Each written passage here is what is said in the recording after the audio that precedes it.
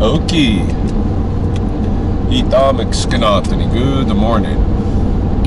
It is the early AM, just about 7 o'clock on Friday, the 27th of September, 2024, in the final summer lunar cycle, Awagatsiki, some the deer moon. And last weekend, I had the honor of judging Rumble in the Cage 68 here in Lethbridge, Alberta. Rumble in the Cage is Canada's longest running mixed martial arts promotion, and it's always a good show. And last weekend's was probably, in my opinion, the best Rumble that I have been involved in the 6 or 7 years now that I've been professionally judging and or working on the Combative Sports Commission for Lethbridge. This last weekend, the Rumble 68 was just a beautiful card, lots of great fights. We had, I forget the kid's first name, but his last name is Trudeau, from, I think he's from Ontario maybe, or, yeah, I'm not sure. He's from back east though. But in any case, this kid is 15 years old.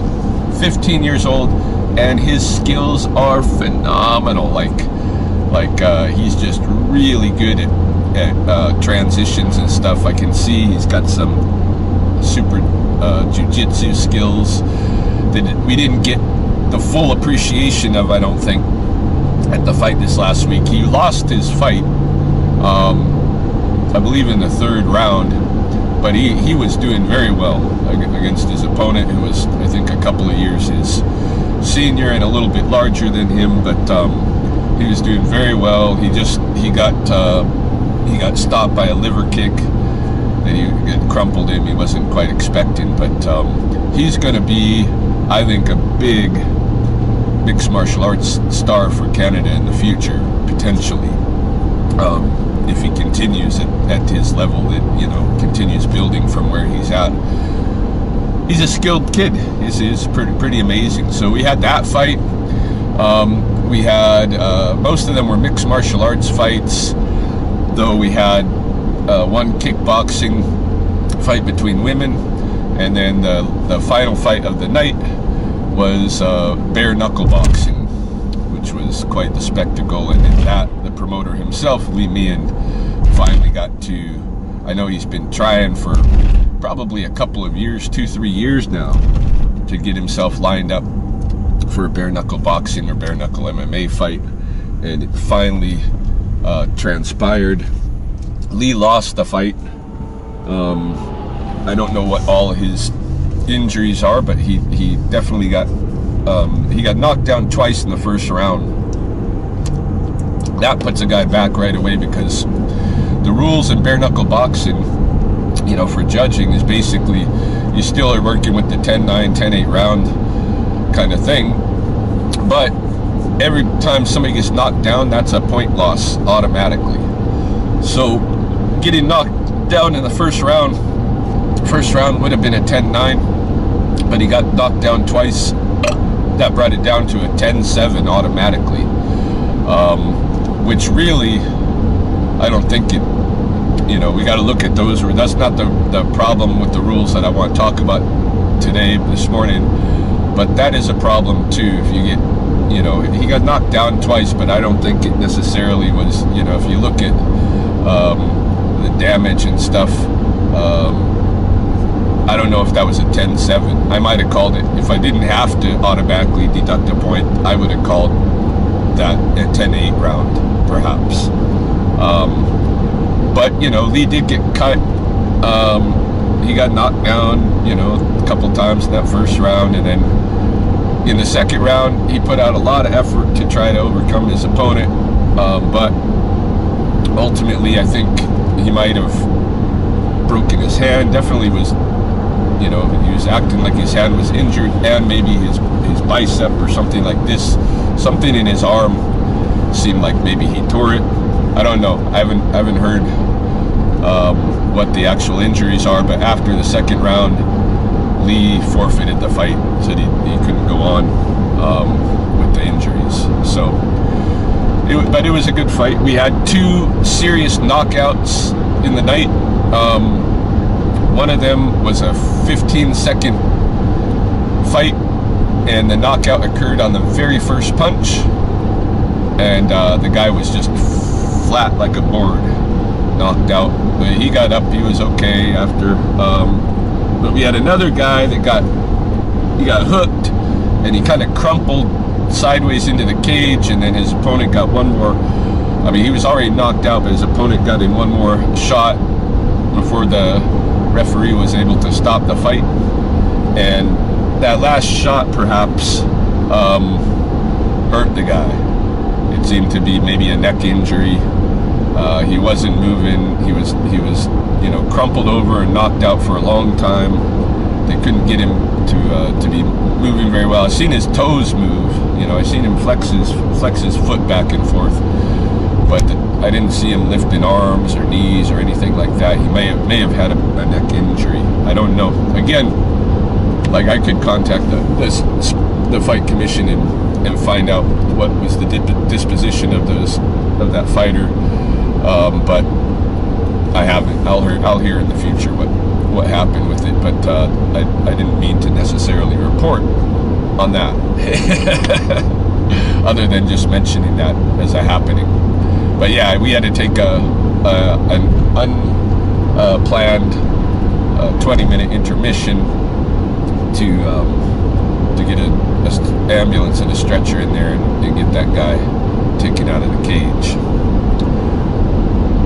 We learned once again, as is often the case in mixed martial arts, that it's not necessarily the guy with the freaking giant physique, you know, the muscles and all of that, is not necessarily the guy who's going to win the fight. Two of the fights in last weekend's event, one of them being Lee Mans and a second one, you know, it was like the jock, you know, versus the couch potato. Those guys, I mean, it's hard to imagine those guys with the big guts, you know, what you know, saying I'm a professional mixed martial arts artist, but they are, but certainly not in the best of shape. These are heavyweights too, by the way. This doesn't happen with the lower weights in the same way, but yeah. We've seen in both of those fights, the guy who doesn't have the physical condition and muscle mass won the fights, and it's usually because the guy with the muscle mass and stuff just burns out too easy. He's got to move all that blood through all that muscle in it, and it you know, it burns him out. So the fat guys end up winning. Hey, so that was kind of, you know, that was interesting to see. As always, you know, you don't necessarily predict. Don't judge the book by its cover, so to speak. Okay. We also had 2 bouts where, after the decision was announced, we were booed. The judges' decisions were booed, and being one of those judges, you know, I kind of gotta, like, you know, it's kind of a little bit hard getting booed like that, you know, not really hard, but like, but it's a little hard because it's not our fault what happens, and this is what I want to talk about. There is a fundamental issue with the scoring of mixed martial arts, whereby, you know, a judge doesn't have the latitude necessarily to give their opinion, or to push their opinion, or the opinion can't weigh on the fight outcome, so to speak. When, like, okay, here's the examples that we had, right? In both fights that went to judge's decision that got booed, what happened was basically you had the first 2 rounds with very little damage done by either side. Okay, very little damage done by either side. the rounds were closely matched, and you know, one guy got the points or another guy got the points, right? So typically, like what had happened in this case was a fighter, you know, say the blue corner. The blue corner won both first and second rounds, but not by, you know, if not by much. If we could stop the fight right there after the second round and we gave it to the blue corner, nobody would have any qualms. The blue corner won those first 2 rounds, but marginally. Hey, still very evenly stacked. And then you go into the third round, and in the third round, red comes out and, you know, clearly dominates the third round, such that you might even, you know, score it a 10-8 instead of a 10-9. Even if you scored it a 10-8, though, when it goes to the, you know, then it's gonna be a draw at the end of the day, because the blue corner had the first 2 rounds, so they have 18 points, or they got 20 points to 18 against the red already. And then if the red gets 10 points and the blue gets 8, then they're matched, They're, you know, 28 to 28. But in both cases, in our fights last weekend, they didn't get the draw. We didn't give them the draw. You know, it ended up being a win for the fighter who clearly got dominated in the third round, and probably would have lost the fight if we would have continued the fight.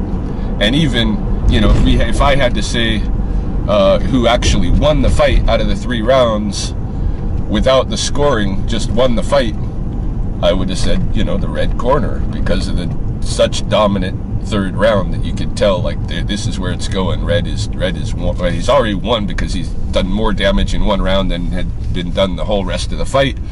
Plus, if the fight continues, he's almost surely going to win. Well, you never know. Things turn around. But in any case, we had to give wins to 2 fighters that didn't really win their fight. Hey, and I'm, you know, I'm not surprised those judgments got booed, because it's kind of bullshit that a fighter that clearly didn't win gets to win and have it on their record. But that's the way it goes, and it's a result of the scoring, because you know, you have these 3 rounds or 5 rounds or what have you, and if like I say, if somebody is just marginally winning even those first initial rounds, and then it turns around in the end, and in the last round, his opponent just really comes out, you know, and is able to really showcase something, and is beating the guy to smithereens, you know, like. But that's the way it goes because of the scoring. You know, it can't go back, and you can't go back after you've, you know, scored a round and change your opinion just because you know now that this other guy's the better fighter or anything like that. And, you know, a round is a round, and what happens in that round stays in that round and has to be scored in that round. And so you get these situations where, you know, the fight's just slow for a couple of rounds, and could be anybody's fight really, but the one guy, it's got marginally is winning, and then slam, that same guy gets his ass kicked, but he gets to win the fight because he won 2 out of 3 rounds. That's a big problem, hey? And I was thinking, you know, last week, just even coming away from the fight, I already had this video in mind, like, because this is the issue. Like, I know people are always criticizing judges, you know, for the judges, like, messing up on calls and giving wins to people that don't deserve wins. But sometimes it's not the judge's fault, you know. It's the fault of the actual scoring system. It's a fault of the sport itself and the sport's rules, and there's nothing that a judge can do to fix it until we adopt different rules. And so that's the big thing that needs to be worked out. And I was hoping this week to spend some time trying to consider what an alternative, scoring might be like. Certainly, I think still the best way to go about it is like they do basically in jiu-jitsu matches today, which is, you set a time limit. Say you have a 10-minute fight, hey? You're going to have a 10-minute fight. There's no rounds. It's just a straight 10 minutes. And you either have to submit your opponent, knock him out, or it's a draw. Somebody's either going to win clearly, or there's not going to be a win. And I think that's fair, hey? I think that's a fair way to do it. I think it would be good to do that in the MMA as well, not just the jiu-jitsu, but it is what it is. And so, as long as we keep this scoring system, with the odd number of rounds, and you're judging on those boxing, 10-point rounds and all of this, as long as we keep that in MMA, we're gonna have fighters getting screwed out of wins, basically because of that. So I wanted to set that on the record. I guess there's not much more to say about it than that. It's just clearly a problem with the scoring in MMA, and it's going to continue to be a problem with the scoring. And as a judge, I feel bad that the fighters in those two fights last weekend that were clearly dominated by the end, I feel bad that they didn't win or at least get the draw. But that's the way it went, that's the way it went. So, and it's not the judge's fault, right? It's not. It's the rules of MMA. It's what we got to work with. It's what we got to change. So I do still want to consider that. Think about alternative scoring methods and stuff for the future.